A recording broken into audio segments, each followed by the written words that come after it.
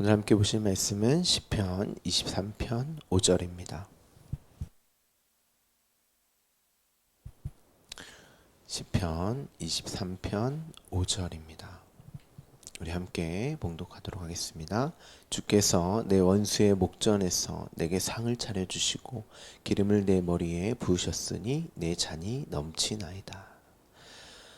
우리는 지난 시간 사망의 음침한 골짜기로 다닌다는 것이 앞서 의의 길로 인도되어지는 그 길은 내가 있어야 할 처음 자리, 그 피조물의 자리, 곧 나는 하나님 앞에서 없음이요 티끌이요 먼지라는 자각을 하게 되는 그 과정을 말하는 것이고, 그 길 끝은 자기 십자가, 예수 그리스도와 함께 죽게 되는 옛 성전인 내가 허물어지고 다시 살게 되는 그 십자가라고 이제 말씀을 드렸습니다.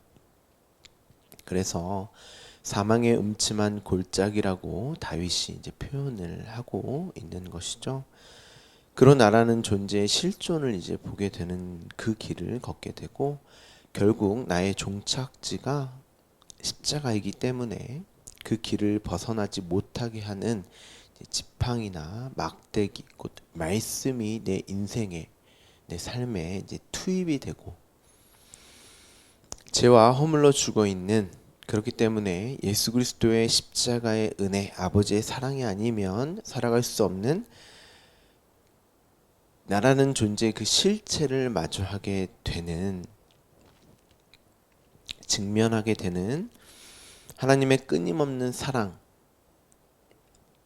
앞서 이제 다윗은 물가, 푸른 풀밭 그렇게 표현을 했는데, 그러니까 그 하나님의 그 사랑, 그 은혜, 예수님께서는 그 신랑 되신 예수님께서 신부에게 그 물가로 찾아가셔서 물이라고 이렇게 말씀하시죠. 그 생명, 그 물이 나를 존재하게 하고 살아갈 수 있게 하는구나. 나는 그 은혜로, 그 사랑으로 존재하는 자이고 살아갈 수 있는 자이구나 라고 하는, 값없이 주어지는, 그로 말미암아 내가 이제 두 다리를 쭉 펴고 그 푸른 풀밭으로 누워서 하나님을 누리는 자로, 그 은혜만을 구하는 자로 이제 지어지게 되는 것이라고 이제 설명을 드렸습니다.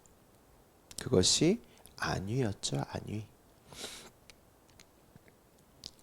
평안의 상태, 평강이라고도 생각하셔도 괜찮습니다. 제가 시편 23편을 준비하면서 어떻게 성경이 이렇게 한 이야기만 할까?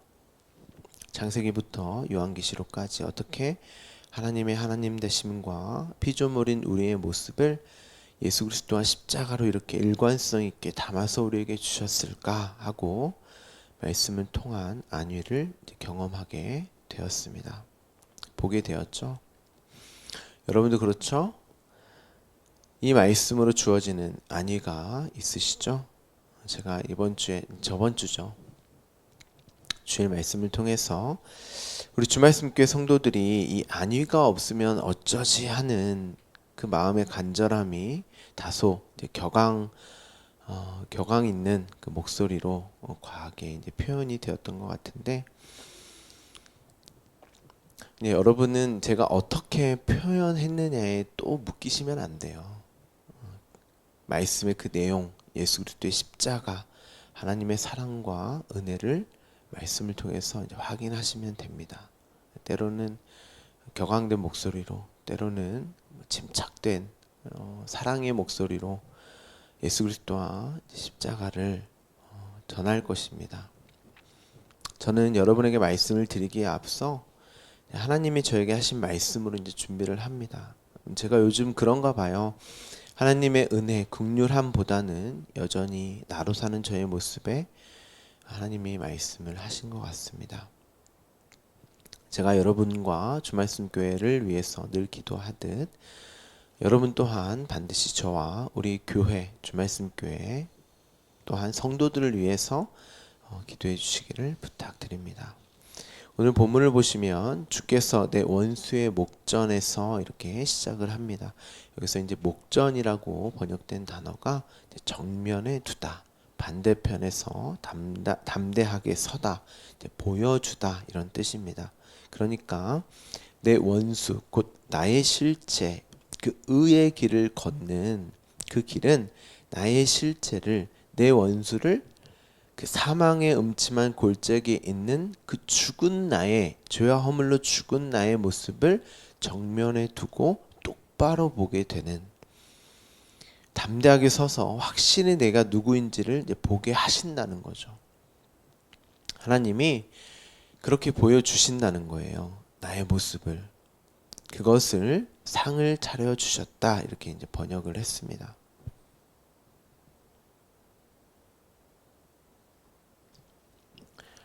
제가 이제 새벽 예배 때는 다소 원문에 맞게 이렇게 뭐 단어나 이런 것들을 설명을 드리는데요.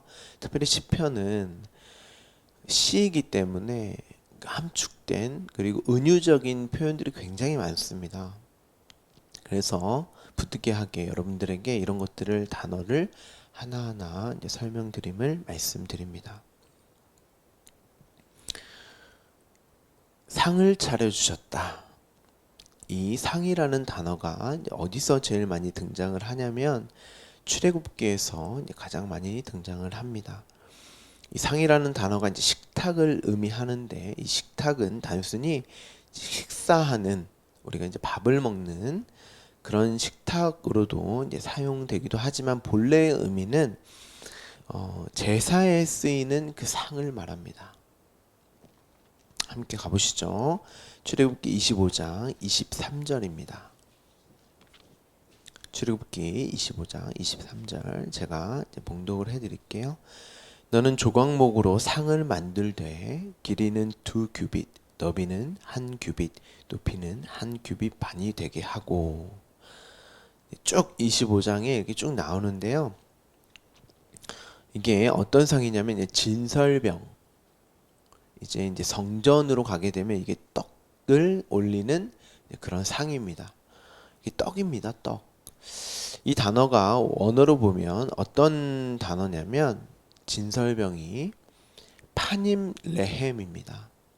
레헴 하면 여러분이 잘 아는 장소, 혹시 기억 생각나세요? 레헴 하면 베들레헴이죠. 예수님이 태어나신. 이게 이제 베들레헴이 베이트 레헴, 이 두 단어의 합성인데, 베이트는 성전입니다. 성전. 집이라고도 이제 번역이 되고요. 레헴은 떡입니다. 그러니까 베들레헴이 이제 떡집이에요. 떡집.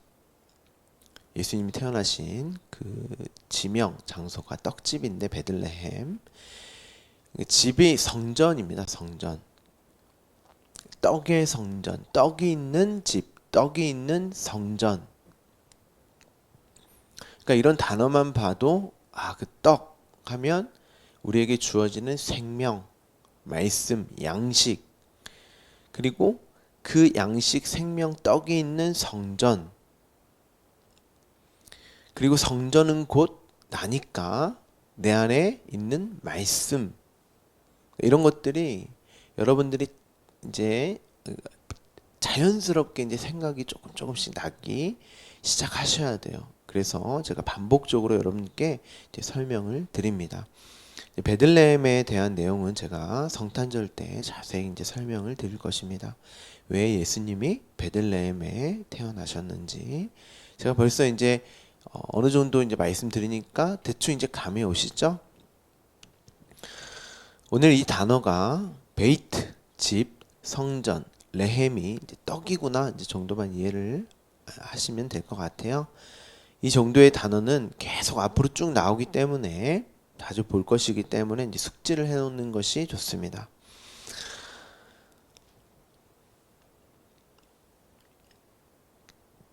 제가 진설병, 파님, 레헴. 이 파님은 뭐였어요, 여러분? 파님? 얼굴이라고 이제 보통 우리가 번역을 하는데, 감추어진 것이 옳게 바르게 드러나게 되는, 나타나게 되는 것, 이게 파님이었죠. 파님도 굉장히 자주 나오는 단어입니다. 이 단어를 생각하시면서 우리가 제사를 한번 생각해 보자고요. 우리는 흔히 제사는 제사를 받는 대상과 제물, 그리고 제물을 드리는 나, 이렇게 세 부분으로 생각할 수 있죠. 그런데 제물을 가운데 두고 하나님과 우리가 따로 떨어져 있으면 어떻게 돼요? 세 부분으로 이렇게 생각할 수 있는데, 제물을 가운데 두고 하나님과 제사를 드리는 나, 이렇게 따로 드리면 어떻게 돼요? 그게 불화예요. 그게 하나가 되지 못했으니까. 우리가 행위와 노력과 나의 수고로만 드려지는 제사로 하나님과 연합, 하나됨에 이르지 못하는 거니까 그게 불화입니다. 그런데 우리가 예수 그리스도 그 영단번의 제물로 인한 제사, 그거 영단번의 제물, 제사를 알아먹게 하기 위해서 우리에게 구약의 제사를, 율법을 주신 것이죠. 그 제물로, 영단번의 제사로 어떻게 되었어요? 그 제물을 넘어서 하나님이 우리에게 찾아오셔서, 그리고 우리는 휘장, 예수 그리스도의 그 육, 십자가에서 그 육이 찢어짐으로 말미암아 우리 또한 그 제물을 넘어서 하나님과 함께 꼭 부둥켜서 껴안게 되는, 히브리서에서 예수 그리스도의 십자가를 휘장이 찢어지는, 그로 우리가 하나님께 나아갈 수 있는 그 길이 열렸다고 우리가 함께 살펴보지 않았습니까? 그로 하나님과 꼭 부둥켜 안게 되는 그 하나됨, 연합, 그리고 그게 화목이었잖아요. 그렇죠? 그리고 그로 주어지는 우리의 상태를 평강이라고 했고, 이 장면을 아주 자세히 볼 수 있는 장면이 창세기 15장에 나와 있습니다. 우리 함께, 좀 긴데요, 우리 함께 가서 우리 함께 살펴보도록 하겠습니다. 창세기 15장 9절부터 18절입니다. 이게 아브라함과 하나님의 그 언약의 장면인데, 창세기 15장 9절부터 18절 우리 함께 봉독해 보겠습니다. 여호와께서 그에게 이르시되 나를 위하여 3년 된 암소와 3년 된 암염소와 3년 된 수량과 산비둘기와 집비둘기 새끼를 가져올지니라. 아브라함이 그 모든 것을 가져다가 그 중간을 쪼개고 그 쪼갠 것을 마주 대하여 놓고 그 새는 쪼개지 아니하였으며, 솔개가 그 사체 위에 내릴 때에는 아브라함이 쫓았더라.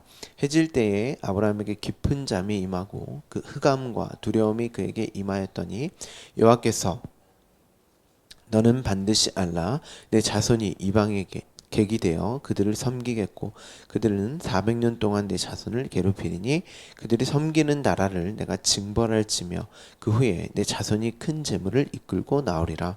너는 장사하다가 평안히 조상에게로 돌아가 장사될 것이요 내 자손은 4대 만에 이 땅으로 돌아오리니 이는 아모리 족속의 죄악이 가득 차지 아니함이니라 하시더라. 해가 져서 어두울 때에 연기나는 화로가 보이며 타는 횃불이 쪼갠 고개 사이로 지나더라. 그날에 여호와께서 아브라함과 더불어 언약을 세워 이르시되 내가 이 땅을 애굽 강에서부터 그 큰 강 유브라데까지 내 자손에게 주노니. 이 창세기 15장에 이 기록되어 있는 내용은 지금 하나님이 재물을 아브라함에게 몇 년 된 재물이었죠? 3년. 이게 3의 재물, 세 번째 재물이라고 설명을 제가 드렸습니다. 세 번째 재물, 세 번째 성전된 아브라함. 내가, 하나님이 너를 그렇게 만들어서, 아니 이미 너는 그렇게 되었어. 언제?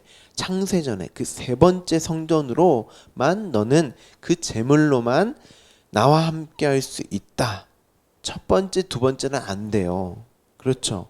첫 번째는 율법과 제사, 두 번째는 육체의 예수. 그 예수님도 율법을 완성하러 오신 율법이에요. 그리고 두 번째 제물이니까 제사를 상징하는, 그러니까 우리가 섬겨야 하는 그 예수, 우리가 행하고 지켜야 하는 율법과 제사로는 우리가 하나님과 함께 거할 수가 없는 거예요. 그 성전으로는 하나님과 함께 할 수 없는 거죠. 세 번째 제물, 예수 그리스도와 십자가로 말미암는 하나님의 섬김, 그 하나님의 힘과 능력으로만 완성된, 완료된 나, 하나님과 연합될 수 있는 거잖아요. 그로만. 그런데 당연히 아브라함이 이해를 못하죠. 우리도 이해를 못합니다. 그러니까 그걸 알아먹게 하기 위해서 저와 여러분, 아브라함 또한 마찬가지예요. 이 인생이 주어진 거예요. 그래서 우리의 인생 자체가 뭐예요? 믿음이에요. 그래서 그게 믿음입니다. 하나님이 그걸 깨닫게 하시는 인생을 믿음이라고 하는 거예요. 그래서 하나님의 의가 나타나서 믿음으로 말미암아 믿음에 이르게 되는 그 믿음, 아, 나는 하나님만 의지하고 의존해야 하는 존재구나 하고 하는, 내가 누구이게, 나는 없으며 티끌이기 때문에 나는 스스로 존재할 수 없고 살아갈 수 없구나라고 하는, 내가 누구인지를 자각하는 게 믿음이란 말이에요.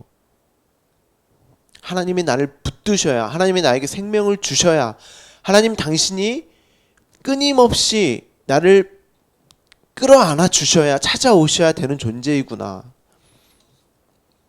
그걸 아는 것을 믿음이라고 해요. 그리고 그걸 알아가는 인생 전부를 또 믿음이라고 하고, 그래서 자기가 재물을 가져와 놓고 쪼갠단 말이에요. 아브라함이. 하나님이 쪼개라는 말도 하지 않았는데, 이 단어가 후에 이혼증서라는 단어예요. 신랑과 신부가 하나 되지 못하는 이혼증서.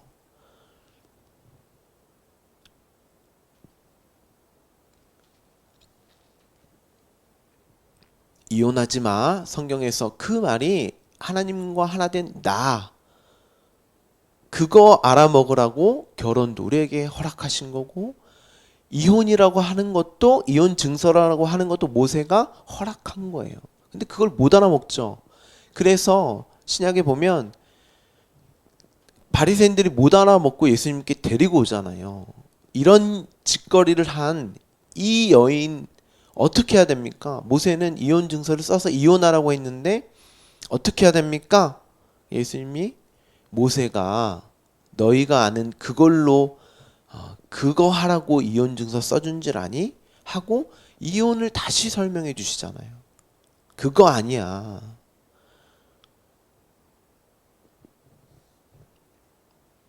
너희가 지금 성전에서 제물로 율법 지키고 제물 가져와서 습관적으로 반복되어지는 행위, 그로 너의 가치를 챙기는 게 이혼이다. 쪼개고, 진짜 제물인 내가 너희를 찾아와서 연합된, 그로 말미암아 그 영단번의 제사, 십자가로 말미암아 신부랑 신부, 너희와 내가 하나님과 피조물인 너희가 하나 된 것, 그거 알아먹으라고 했더니 그거 알아먹지 못하고 여전히 너희는 이혼한 상태로 있구나. 이것이 선악의 주체자의 두 마음, 율법의 저주 아래 있는 자들의 모습인 것입니다. 그런데 새는 또 안 쪼개져.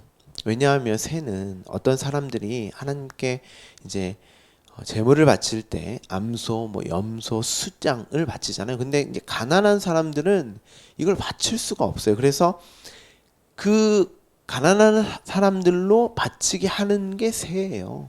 곡식이고, 그 마음에 가난한 자, 애통한 자, 하나님의 그 주시는 그 양식 없이는 살 수 없는 자들을 상징적으로 표현한 것이고, 아브라함은 믿음의 조상이기 때문에 믿음에 이끌려가는 모든 이들의 대표로 이제 부르심을 입은 자란 말이에요. 그래서 앞서 아브라함은 이미 의롭다, 믿는다 라고 하는 의인으로서도 서는 거예요. 그렇기 때문에 창세전 언약이 주어지는 대상으로 지금 하나님 앞에 있기 때문에 두 모습을 다 보여주고 있는 것입니다. 그런데 아브라함이 어때요? 그 재물을 쪼개놓고 제사를 드리잖아요, 지금. 근데 어때요? 그렇게 해놓고 깊은 잠을 자고, 이게 죽어있는 자의 실체라고 말씀드렸죠. 잠은, 구약에서 항상 잠은 죽음을 메라포한단 말이죠. 그리고 큰 흑암, 이게 어둠, 요한복음에 나오는 그 어둠의 상태, 그리고 두려움, 이게 우리가 주일날 말씀으로 함께 나눴던 믿음이 없는 상태, 그로 저주의 바다, 율법의 저주 아래에 빠지게 되어 있는 그 상태를 말하는 것입니다.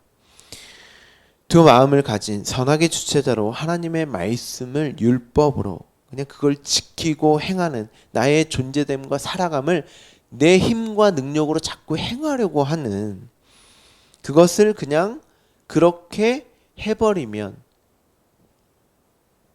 그게 저주인 것이죠. 그러자 하나님이 뜬금없이 아브라함과 언약을 선포해 버리십니다. 그리고 17절에 어떻게 합니까? 횃불이 쪼갠 고기 사이로, 어디로? 쪼갠 고기 사이, 그 사이를 넘어서 지나서 어디로? 18절에 보면 여호와께서 아브라함과 더불어 함께, 이게 연합, 하나됨이란 말이에요. 그러자 이게 어떻게 됩니까? 그 재물, 영단번의 재물, 모리아산에서 예수 그리스도와 십자가를 이제 아브라함이 경험하게 되고, 거기서 자신의 실체를 이삭을 통해서, 그 재물을 통해서 보게 되고, 이게 오늘 똑바로 서서 보게 되는, 하나님이 찾아오셔서 더불어 함께 하니까 그 언약이 무엇인지를 깨닫게 되는 거예요. 어떻게? 인생을 통해서. 자기가 수없이 그 재물을 갖다 바치잖아요. 이 아들로 하면 안 됩니까? 그 아들로 하면 안 되는 거예요. 내 열심과 내 노력과 내 수고와 내 땀으로 되어지는 아들은 안 된다니까요. 그게 첫 번째, 두 번째 재물이에요.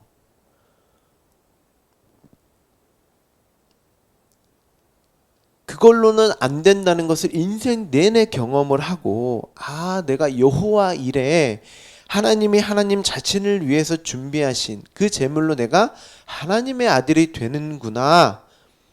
이게 아브라함이 하나님께로 마음이 돌려지는, 하나님께로 갈 수 있는 길이 열리게 되어 하나님이 원하시는 세 번째 제물, 세 번째 성전으로 자신을 드리는, 그래서 사도들이 그렇게 말을 하잖아요. 너희가 거룩한 전인 줄, 성전인 줄을 너희가 모르느냐? 너희의 몸을 거룩한 산 제물로 드려라. 이렇게 서신서에서 말을 한단 말이에요, 사도들이. 그래서 이제는 율법, 그로 드려지는 제사, 내 힘과 능력을 근거로, 나로 근거로 하는 그 제사가 아니라 예수 그리스도를 통한 하나님과 연합된 하나된 나를 드리는 영과 진리의 예배를 드릴 수 있게 되는 것입니다. 그렇죠? 요한복음의 사마리아 여인의 내용이 여러분 떠오르셔야 돼요. 그 푸른 풀밭, 쉴만한 물가. 그래서 오늘 본문에 기름을 내 머리에 부으셨다. 이게 영과 진리. 기름은 성령을 의미하고, 이 기름 부음은 제사장, 왕, 선지자, 이제 구약에서는 이제 그렇게 그 인물들에게만 붓는 것이니까, 이제 왕은 하나님의 섬김을 받는 나, 제사장은 나를 하나님께 예배로 드릴 수 있는 또 나, 선지자는 그 말씀을 가지고 그 말씀의 이끄심으로 사는 나를 말하는 것이고, 그들을 대표적으로 한 단어로 이야기한다면 그들을 아들이라고 하는 거예요. 그래서 예수님이 제사장, 선지자, 왕으로 이 땅에 오셨고 자신을 뭐라고 말씀하세요? 아들이라고 말씀하시는 거예요. 그 아들의 대표, 맏아들로 오시는 것입니다. 예수님이 자기 십자가를 지고 나를 따르라 라고 하신 말씀이 이 말씀이에요. 그 말씀이 주어진 잔, 떡과 포도주는 모두 예수 그리스도의 육체와 피, 당신 곧 말씀을 양식 삼아서만 살아야 하는 우리의 존재됨과 살아감, 그로 나에게 주어지는 길이며 그것만으로 살아야 하기 때문에 진리고 생명이라고 하신 것입니다. 그 말씀, 그 양식이 다윗에게 넘치도록 풍성하게 있었다는 것입니다. 그래서 오늘 상이라고 표현을 한 것이죠. 그 음식을 넘치도록 먹는 그 상. 그래서 예수님께서 제자들에게 포도주와 떡을 먹이시는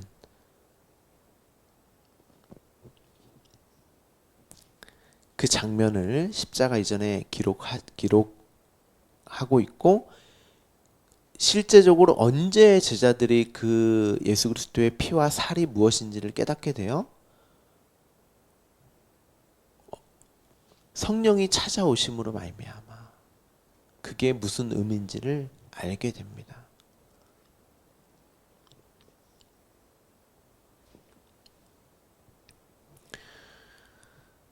그 언약에 의해서 주어진 그 양식, 하나님과 연합하여서만 먹을 수 있는 그 양식, 그 말씀을 말하는 것이고, 그래서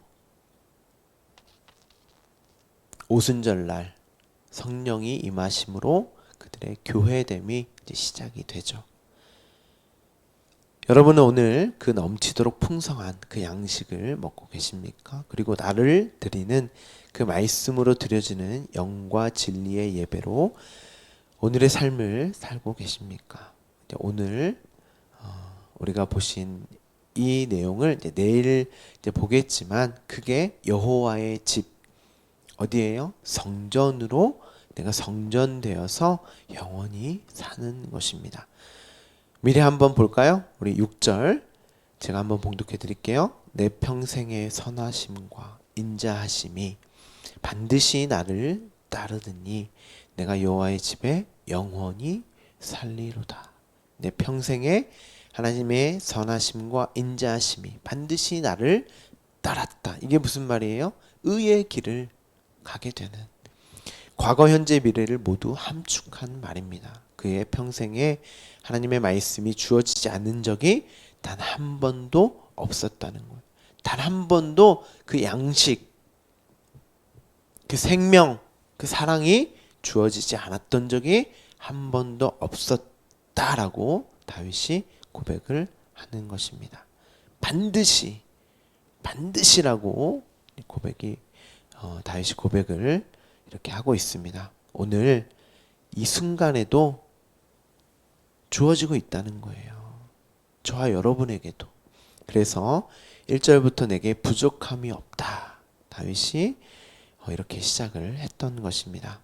이 말씀이 주어졌다는 사실로만 여러분이 깨닫게 되었을 때 푸른 풀밭, 쉴만한 물가, 여호와의 집에서 영원으로 영원히 그 성전으로 내가 되어서 하나님과 함께 연합됨으로 살게 되는 것입니다. 오늘도 매 순간 넘치도록 부어주시는 하나님의 말씀, 은혜로 주어지는 사랑과 생명으로만 사시는 저와 여러분 되기를 간절히 소망합니다. 내일은 6절로 시편 23편을 마무리하도록 하겠습니다. 기도하겠습니다.